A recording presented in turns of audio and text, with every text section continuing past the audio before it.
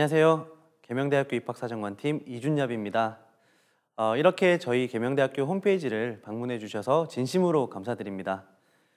매년 변화하는 입시제도 때문에 많이 혼란스러우실 것이라고 제가 생각됩니다. 그래서 저희 계명대학교 입학사정관팀에서는 여러분들의 입시 전략 수립에 조금이나마 도움을 드리고자 이렇게 영상으로 전형 유형을 설명해 드리려고 합니다. 먼저 수시 모집은 학생부와 특기, 그리고 정시 모집은 수능으로 선발된다고 보시면 조금 더 전형을 쉽게 이해하실 수가 있을 겁니다.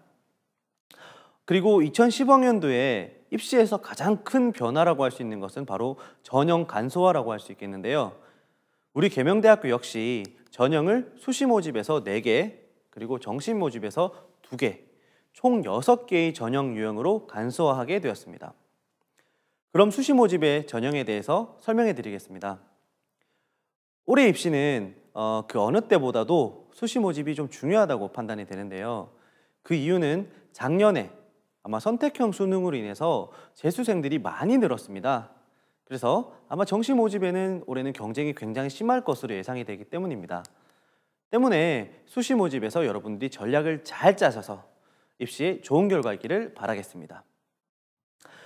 자, 우리 계명대학교 수시 모집 전형 유형을 보시게 되면 학생부 교과 일반 전형, 그리고 학생부 교과 면접 전형, 그리고 특기자 전형, 학생부 종합 이렇게 4가지 유형이 있는데요.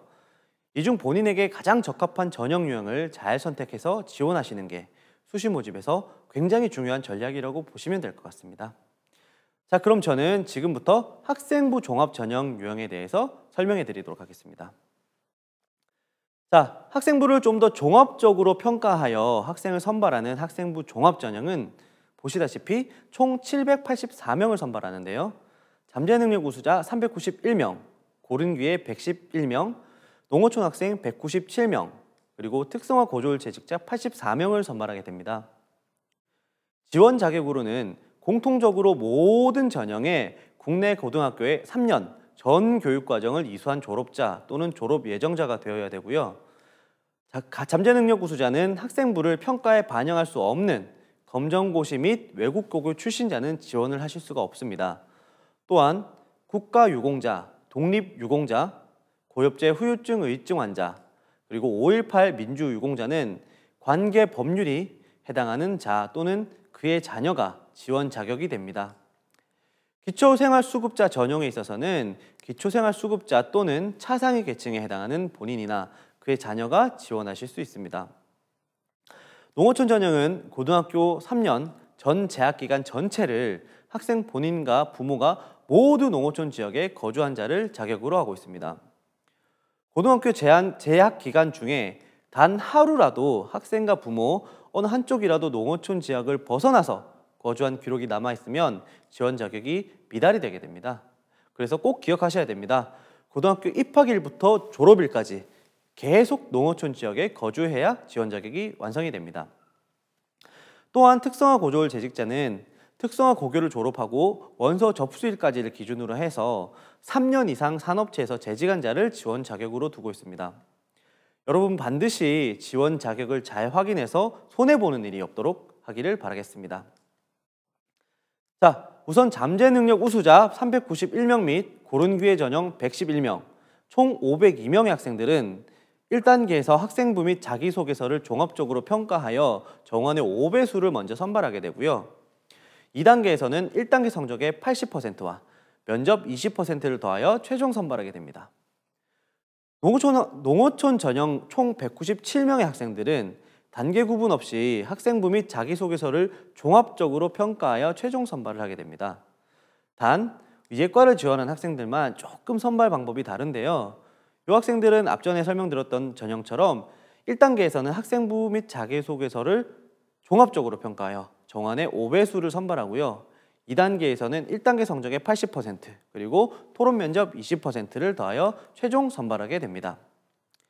또한 농어촌 이예과는 학생부 종합 전형에서 유일하게 수능 최저 기준이 있는데요.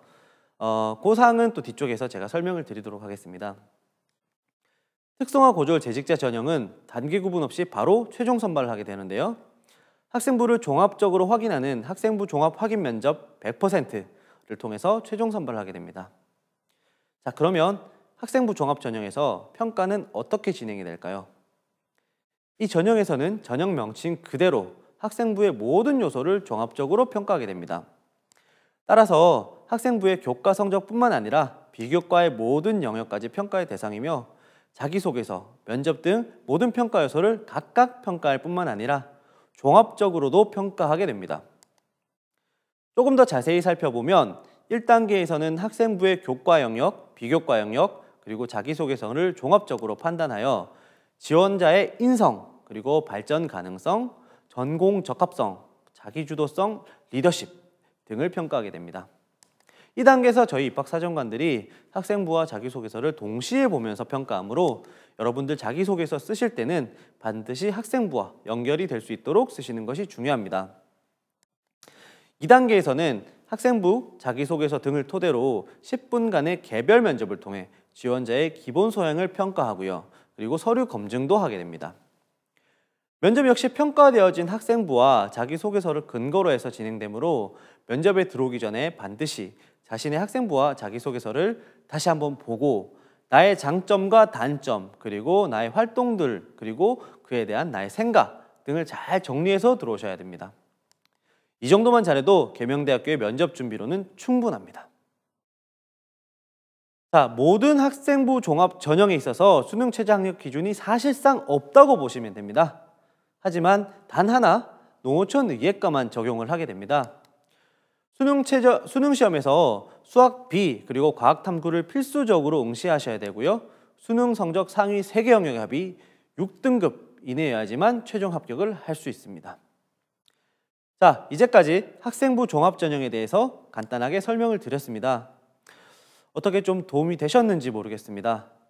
아무쪼록 올해 2015학년도 수시 모집 전략을 잘 수립하셔서 입시에 있어서 좋은 결과 있기를 바라겠습니다. 감사합니다.